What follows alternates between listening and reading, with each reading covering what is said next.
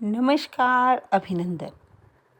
प्यारे बच्चों, आज हम सभी इस कक्षा में चित्र वर्णन कैसे किया जाता है इसे समझेंगे और चित्र वर्णन करेंगे।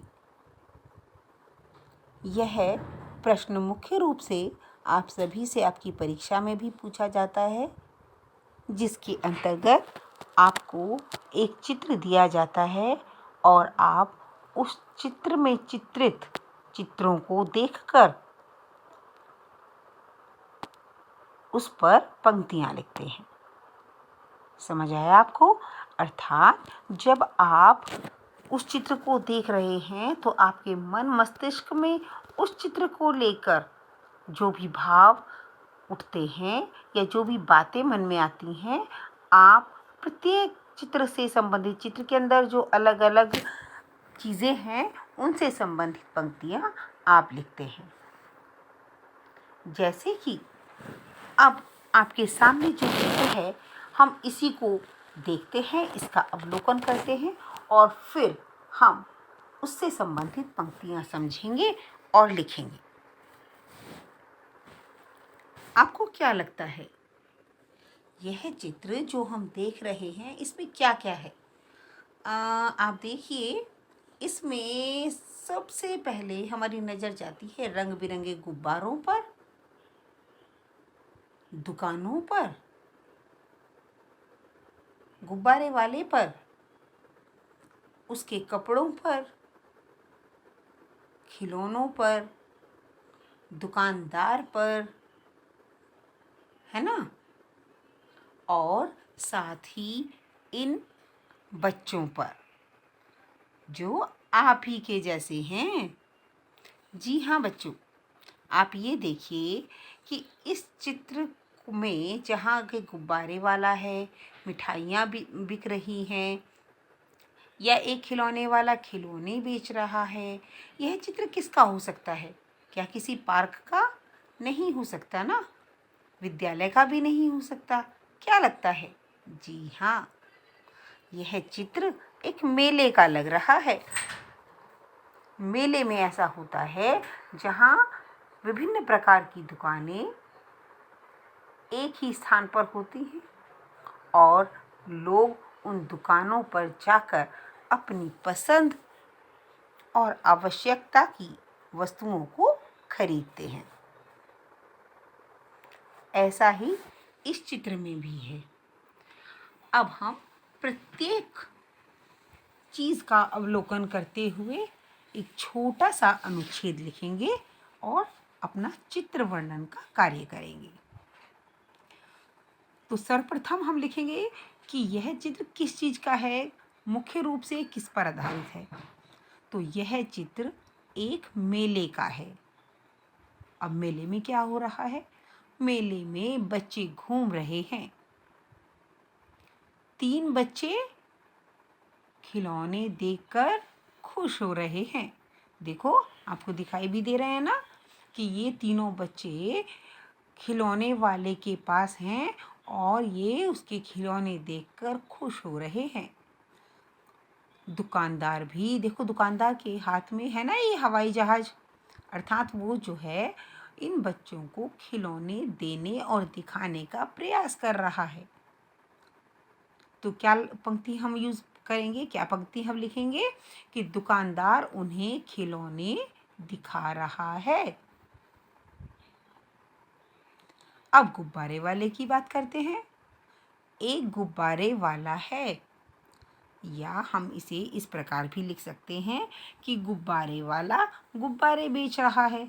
अब यह एक पंक्ति हमने लिखी, इसके अलावा हम ये भी लिख सकते हैं कि गुब्बारे वाले के पास रंग बिरंगे गुब्बारे हैं। गुब्बारे वाले के पास बहुत से रंग बिरंगे गुब्बारे हैं। तो विभिन्न प्रकार से जो भी भाव हमारे मन में आते हैं, विचार हमारे मन में आते हैं, हम उन्हें सही तरीके से पंक्तिबद्ध कर उसे लिखेंगे। ठीक है? इसके अतिरिक्त मिठाई वाला मिठाई बेचने के लिए आवाज़ लगाकर सबको बुला रहा है। ठीक है। और एक छोटा सा बच्चा पीछे उदास खड़ा है। देखिए आप ध्यान से, गुब्बारे वाले के पीछे एक बच्चा उदास खड़ा है। शायद वह सामान खरीदना चाहता है, कुछ सामान वो लेना चाहता है, खिलौने या मिठाई, लेकिन किसी कारणवश वह ऐसा नहीं कर पा रहा है। अब हम यहाँ पर दुकानों की संख्या भी लिख सकते हैं। तो इस चित्र में हमें केवल दो दुकानें जो हैं वो दिखाई दे रही हैं। तो हम लिखेंगे कि इस चित्र में 2 दुकानें हैं और सभी लोग खुश नज़र आ रहे हैं। साथ ही चित्र वर्णन के प्रारंभ में या अंत में हम लिख सकते हैं कि यह बहुत सुंदर चित्र है। इस प्रकार से चित्र को देखकर उसके विषय में लिखना ही चित्र वर्णन कहलाता है। चित्र वर्णन करते हुए हमें ध्यान रखना है कि हम कोई भी व्यर्थ बात ना लिखें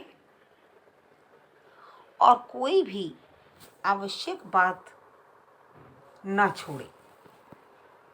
बड़े ध्यान से चित्र को देखकर सुंदर लेखन के साथ हमें चित्र वर्णन करना है। आप अपनी अभ्यास पुस्तिका में अगर इस चित्र को बना सकते हैं तो बहुत सुंदर, अगर नहीं तो आप इस चित्र को फोटो स्टेट कराकर उसकी फ़ोटो को भी पेस्ट कर सकते हैं, चिपका सकते हैं।